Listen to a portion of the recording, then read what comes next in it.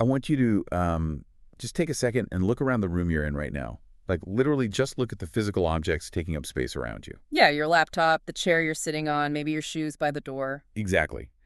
And statistically speaking, almost every single thing you see passed through a global port.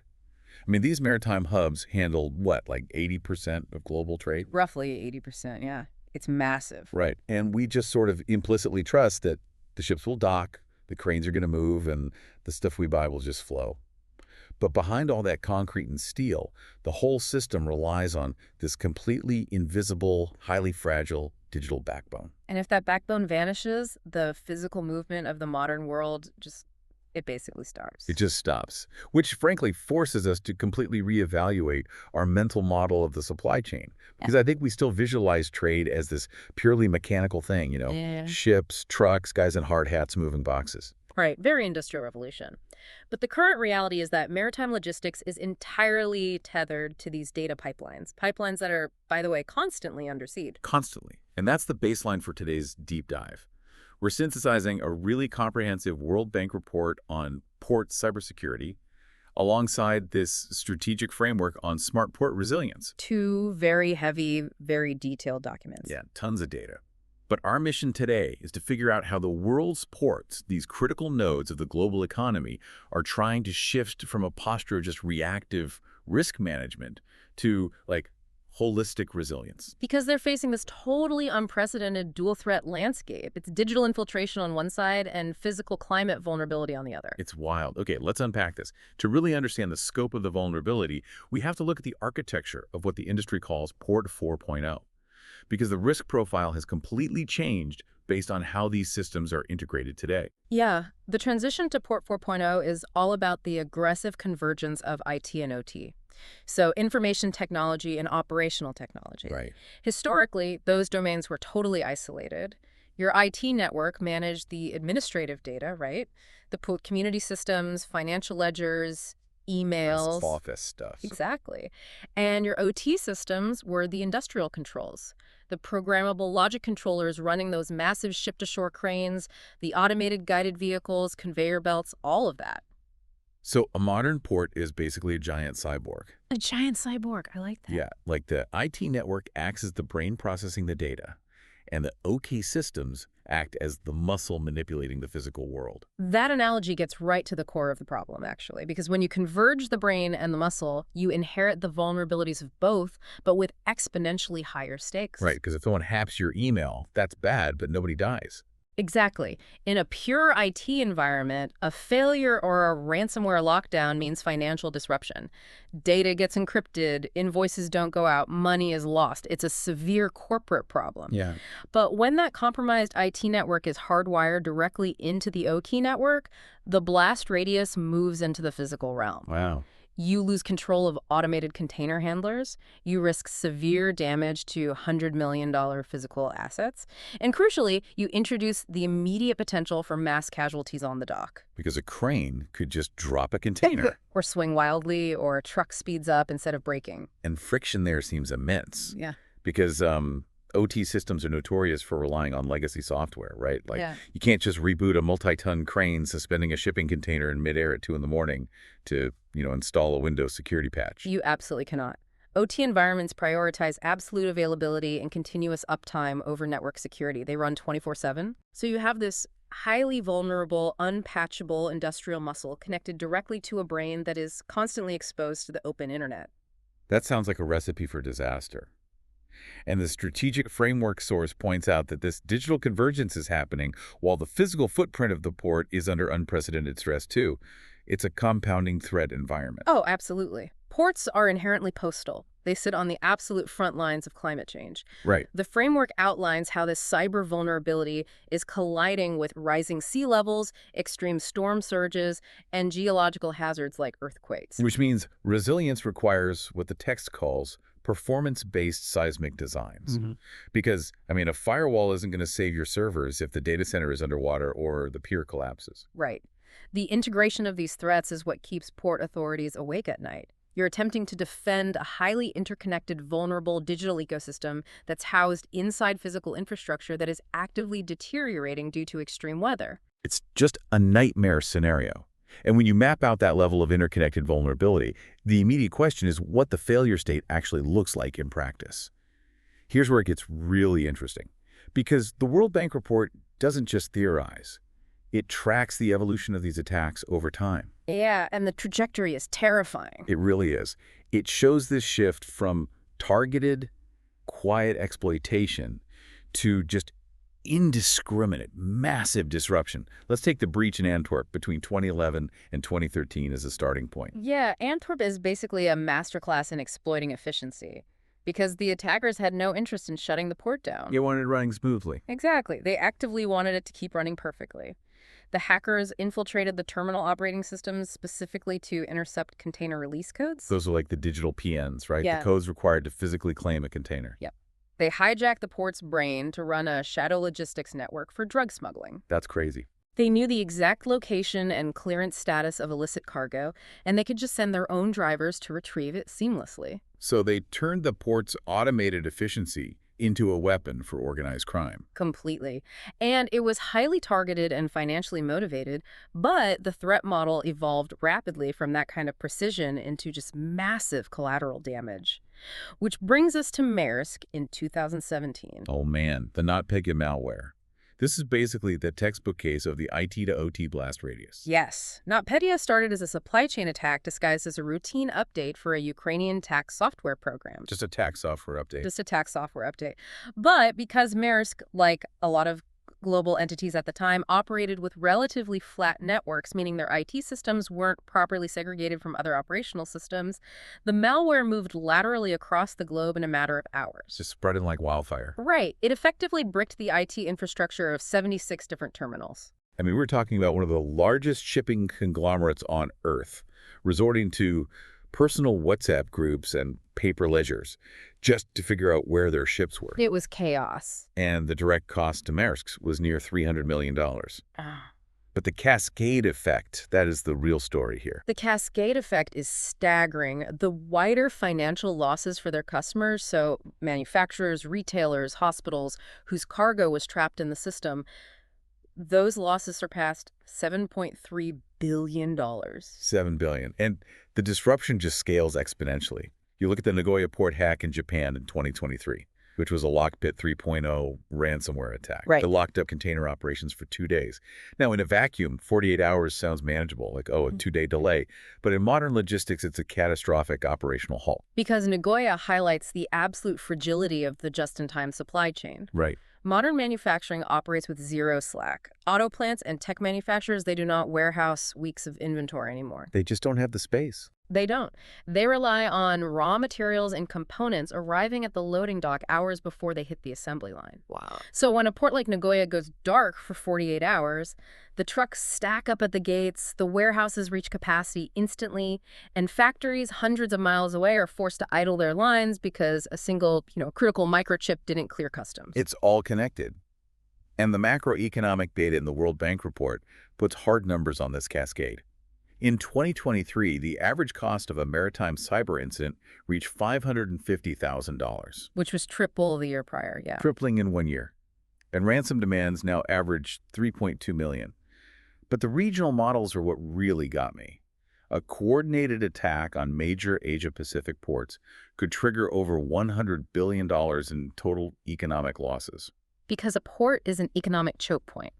When throughput stops, the cost of holding goods on idling ships skyrockets, insurance premiums surge, and shipping lines pass those costs downstream immediately. Right to the consumer. Exactly. For you, the listener, a compromised server halfway across the world manifests as an exogenous shock to your local economy. The price of your groceries, electronics, medical supplies, it all inflates almost overnight. It directly hits your wallet. Yeah. And given that dynamic where a localized network failure causes a global inflationary shock, I mean, the assumption would be that maritime infrastructure is guarded like sovereign airspace, right? You'd think so. But the survey data on global preparedness reveals this massive disparity. Yeah, the gap in baseline resilience is stark. The World Bank data shows that in high-income countries, 79% of port stakeholders conducted a cybersecurity risk assessment in the past 2 years. Okay, 78%. Contrast that with low-income countries, where the assessment rate falls to 38%.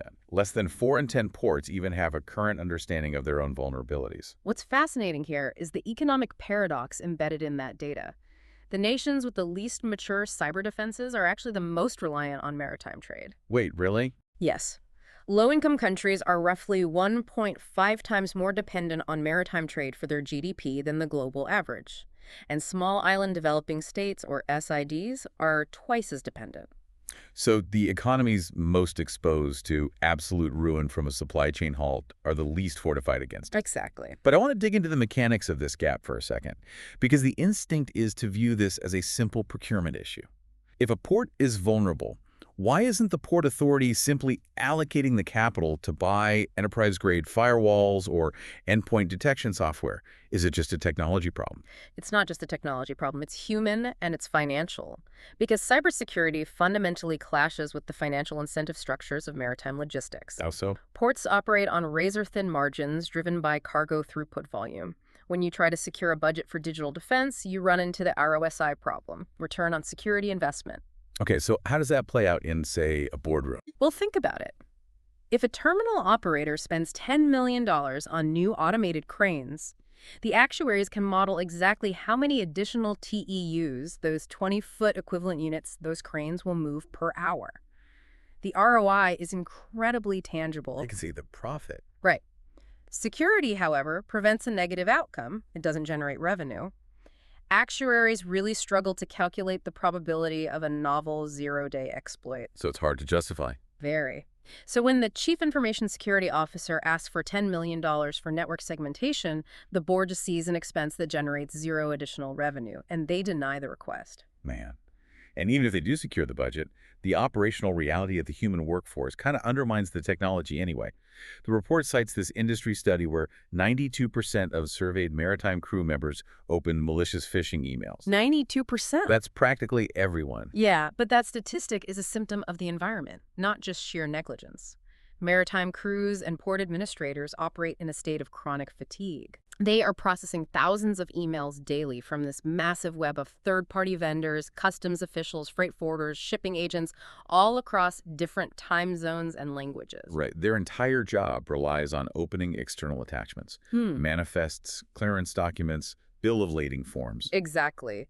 You can deploy the most sophisticated email filtering software on the market.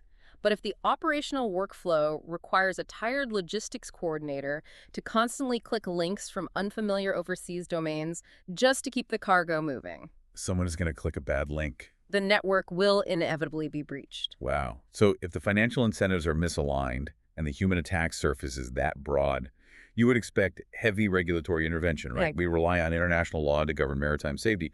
Why isn't there a unified global mandate forcing these ports to harden their systems? Well, the regulatory framework is totally trapped in the past. The primary international standard for port security is the ISPS code, the International Ship and Port Facility Security Code. Which was drafted by the International Maritime Organization in the immediate aftermath of the September 11th attacks. Right, and that historical context is crucial. The ISPS code was designed to prevent a physical terrorist attack. Not a digital one. No, it mandates perimeter fencing, physical access controls, security patrols, ID checks. It provides almost no mandatory framework for digital infrastructure. It just wasn't built for this era. Not at all. It simply wasn't designed to address a decentralized ransomware syndicate operating from a server farm in another jurisdiction. And if we connect this to the bigger picture, the lack of an international mandate leaves a vacuum that individual nations are basically supposed to fill on their own. But the International Telecommunication Union data shows that out of 194 countries, only 104 have cyber legislation applicable to critical infrastructure. So you have nearly half the globe operating without a legal baseline for protecting the infrastructure that literally feeds them. That is deeply unsettling. And it gets worse. Even in nations with mature legal frameworks, the governance model of the port itself creates a liability nightmare. Right, the difference between a public service port and a landlord port. Exactly.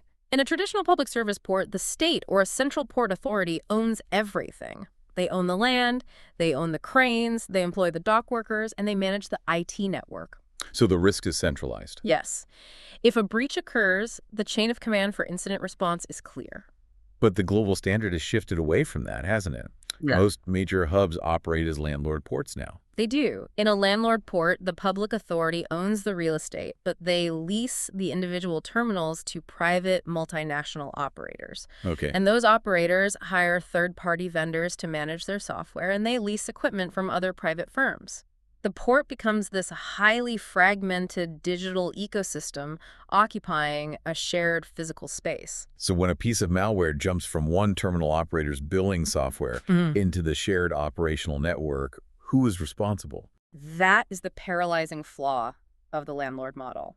The immediate response isn't isolation and containment. It's pointing fingers. It's a frantic review of service-level agreements and vendor contracts. No entity wants to take the system offline because whoever orders the shutdown owns the liability for the delayed cargo. Oh, wow. So they just wait. By the time the lawyers figure out who is legally obligated to respond, the ransomware has already encrypted the entire port. That paints a really grim picture of the current state of play. We have fragmented governance, misaligned budgets, and these highly integrated cyborg ports facing really sophisticated threats. It's a perfect storm. But the World Bank and the strategic framework don't just outline the impending disaster. They also detail how the most advanced ports are pivoting to a model of continuous resilience. The era of reactive triage, waiting for the breach and then cleaning up the mess that's dead. It has to be over. A resilient port assumes the breach has already happened. The foundational step in modernizing these systems is network segmentation, often following what's called the ISAIEC 62443 standard. This goes back to our earlier analogy, right? You have to build bulkheads between the brain and the muscle. Exactly. It requires hard architectural barriers between the IT and OT environments. Okay. You design the network so that if an administrator in the HR department clicks a malicious link, the malware is physically and logically trapped in that specific subnetwork. It can't jump ship. Right. It cannot traverse the system to reach the SCADA networks controlling the automated cranes or the power grid. And because the volume of probing attacks is too high for human analysts to just sit there and monitor, they're deploying automated defense systems. The sources highlight SIEM and SOAR technologies. Yeah, security information and event management paired with security orchestration, automation, and response. Quite the mouthful. It is, but these are not just buzzwords. They are mechanisms for survival. Right. A modern port generates millions of beta logs every single hour. Right. A SIEM system ingests all of that endpoint data and uses machine learning to establish a baseline of normal behavior. So if a credentialed user who normally logs in from Rotterdam suddenly attempts to access a terminal operating system from an IP address in North Korea at 3 a.m. Exactly. The SIEM flags the anomaly, and the SI executes a pre-programmed playbook to instantly revoke that user's access and quarantine the affected server. Instantly. It isolates the threat in milliseconds, long before a human security engineer has even received the alert on their phone. That's incredible. But the framework also acknowledges a hard truth, which is that eventually the digital defenses will fail, like the screens will go black. And that brings us to the operational reality of reversion drills. Okay, these are fascinating. Basically, a port has to prove it can survive without its digital brain. Right. A reversion drill forces the port to cut the digital tether and revert to analog operations. But it is incredibly difficult to execute in practice. You aren't just handing out clipboards and walkie-talkies. Because no one knows how to use them. You're dealing with a modern workforce that has often never operated the terminal without digital assistance. That makes total sense. You discover that the personnel don't actually know the manual override procedures for the automated guided vehicles. Or, I don't know, that the analog radio repeaters on the docks haven't been maintained in a decade. Exactly. The drill forces you to uncover those operational blind spots in a controlled environment rather than discovering them during a live ransomware extortion event when millions of dollars are on the line. And this methodology extends to the physical threats as well. The strategic framework demands a lifecycle approach to resilience, incorporating nature-based solutions, or NBS. Yeah, the lifecycle approach dictates that you cannot separate the digital health of the port from its physical environment.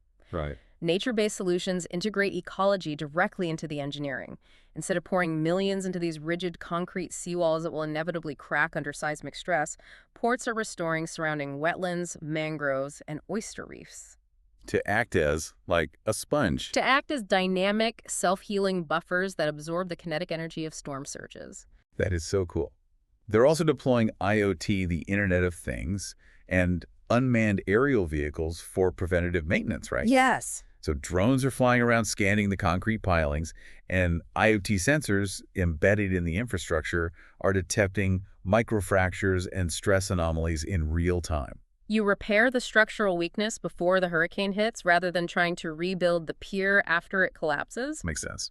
And the industry measures the success of this holistic resilience through two distinct metrics. Right, the short-term and the long-term indicators. In the immediate aftermath of a shock, whether it's a cyber attack or a Category 5 storm, resilience is measured by the delta in cargo throughput. Mhm. How far did the volume drop and how quickly did it return to baseline? But the true long-term metric is punctuality. Punctuality. Can the port maintain its scheduled commitments to the global supply chain despite the continuous friction of operating in a hostile environment? So what does this all mean? When we aggregate all this World Bank data and the strategic framework, the fundamental paradigm shift is that a port is no longer just a physical gateway governed by a local authority. It is a vital organ in a globally interdependent digital ecosystem. Because of that interdependence, cybersecurity can no longer be treated as a competitive advantage or a proprietary secret. You can't just hoard the knowledge. You can't.